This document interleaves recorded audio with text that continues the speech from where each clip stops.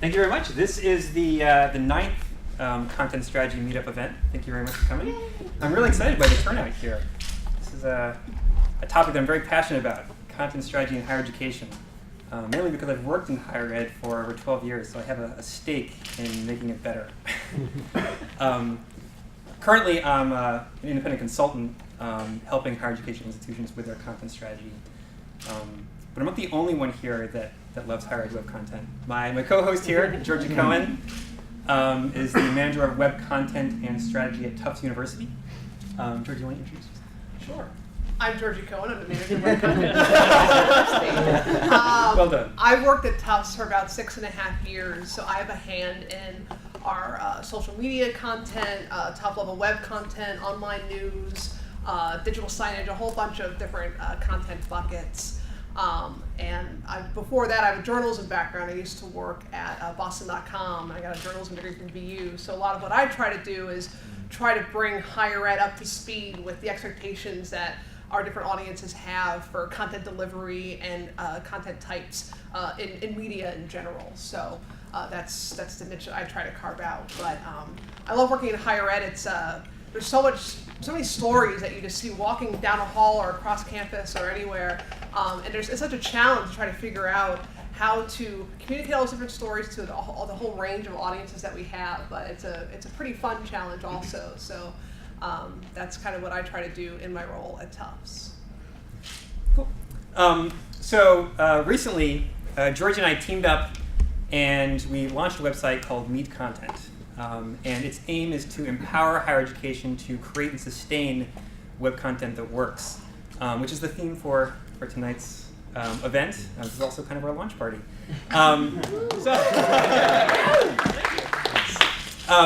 So we're also hoping to engage a broader community that are talking about these issues and bring those great ideas to light so that people are more actively talking about these things. So we also have now panelists here who are just going to do just that. They're going to offer some of their unique perspectives. They're each working in different corners of higher ed. And so they're going to be offering their perspectives on some of the unique challenges and opportunities that exist for higher ed content in those areas. So with that, I'd like to give them each a chance to introduce themselves. Would you go first? Can you tell us a little bit about yourself and how you interact with content in your role?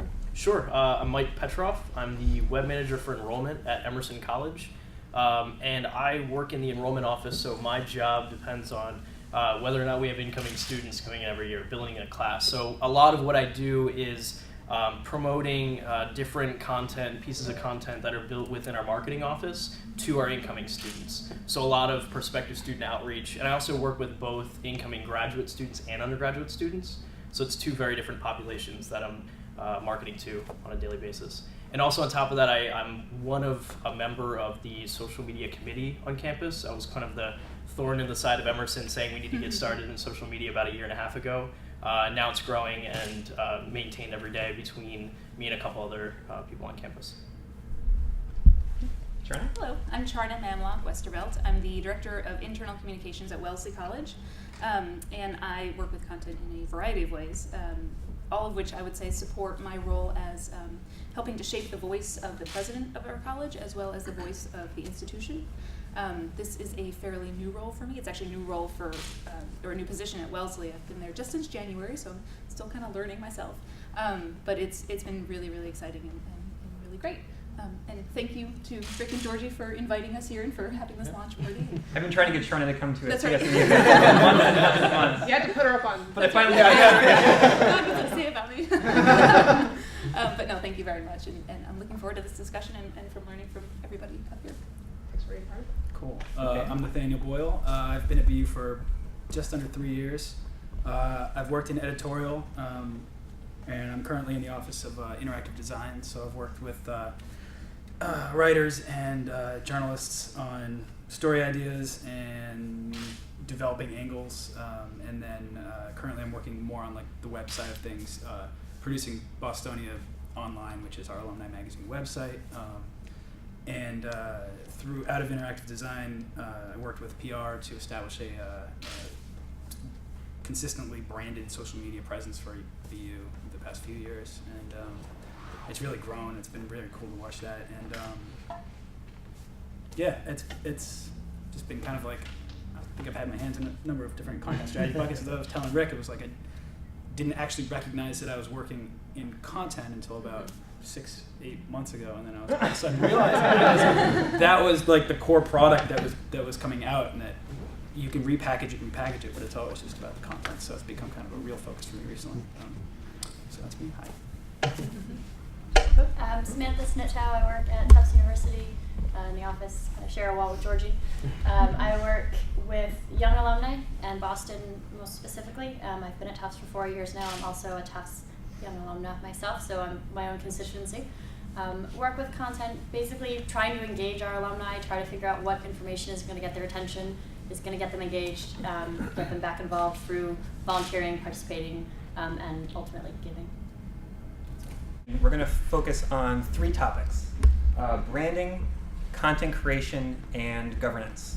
So to get started, Georgy's going to kind of talk about content creation, branding, and then I'll talk about governance. So content is really sort of a core tool for the branding that we have to do for our institutions. When we're trying to develop our message and communicate our message to a whole range of different audiences, and trying to sort of shape what our story is, and all, like I said, all the different stories that you find just walking down the hall or across the quad at any given campus. So content is really the way that we help develop our brand through the messages and the stories that we're sharing, and how we shape them. And to what Nathaniel was talking about, sort of the branding across channels, how do we shape that? And also what kinds of content we're developing to shape the branding. And also, to the challenge of consistency, again, different audiences, range of different channels, how do we keep ourselves on brand? It's a huge challenge because there's so many different constituencies we have to deal with, processes, organizations, departments on campus. So trying to keep that consistent and making sure that we're staying on brand and staying on message is a huge challenge. And how do we create content and content structures supporting our content that help ensure that consistency? And to that point about relationships and processes, I think a big part of how you use content to support branding is in the relationships and the processes and the structures that you have. Mike was talking about the social media committee on the Emerson campus, and how do groups like that, we have a similar group at Tufts that Samantha and I are a part of, how do groups like that help sort of get that branding shared and communicated through all those different channels? And to the point about content creation, there's so many different types of content that we may have responsibility for. If it's social media content, video content, news content, public relations content, internal content, alumni magazine content, so many different types.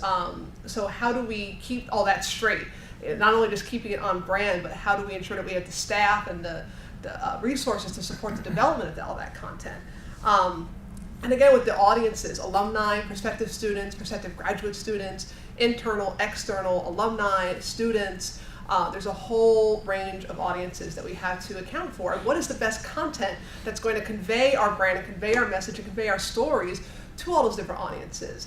If you're like me and you sit in a group that it's not just focused on one of those audiences, you have everyone to deal with, it's a huge challenge to try to figure out how to sort of parse things out and how you use your channels and when you use them and what you share where. It's huge just to sort of manage that. So how do you create the content that's going to speak to the audience that you want to speak to? And then there's innovation, whether it's social media, video, multimedia, interactive technologies. It's a huge challenge just to keep up with the innovation that's going on the web with web content and web communication. So how do we in higher ed, where we might have limited staff or limited resources or limited opportunities to sort of keep up with these things, how do we stay on top of, to the point I was making earlier, the expectations that I feel our audiences are having for what a media experience is, what a content experience is, how they're going to receive any sort of information or message? How do we make sure that we're sort of keeping up with the pace at which everything is advancing? And to that point about resources, how do we sort of, the challenges of staying scrappy, but also keeping, moving forward. It's a huge challenge in higher ed. Budgets, staffing. So, it's a huge challenge for any sort of content strategy just to, have all your ducks in a row and have your relationships set up and have your resources in place to keep things running. So, Those are some of the challenges from a content creation and branding perspective. And Rick's going to talk a little bit about governance. So governance is a big challenge in higher ed. So often content problems exist because institutions treat their website as a project instead of a process. So often redesign projects have outside consultants or help coming in, being web writers and strategists and stuff like that. But when the site launches, very often the core staff are then unprepared or unqualified to maintain and improve the website post-launch. And so you get into this routine where, this cycle where you then hobble along until you develop enough support to have another redesign project and then start it all over again. So part of that can also be prevented and improved upon with measurement, which is another topic that I spend a lot of time talking about because it's something that's very rarely done well. Often people focus purely on web analytics, and although I'm a big advocate of that, analytics alone will not be able to answer all your questions for you. In fact, dashboard metrics you can't make informed decisions based on dashboard metrics. Right? You need to have a measurement plan that considers your website goals, and that requires much more thoughtful insight than simple metrics. But of course, analytics is a big component of that. The problem with analytics is that it can't adequately define user intent. Why are people going to your website? Why are they leaving your website? And then goals and objectives. So content strategy is not a one-time deliverable, right? Your website goals change. Your users' needs change. Your resources change. Your content strategy needs to change. And so reevaluating your goals and objectives, building that into your measurement strategy is really important.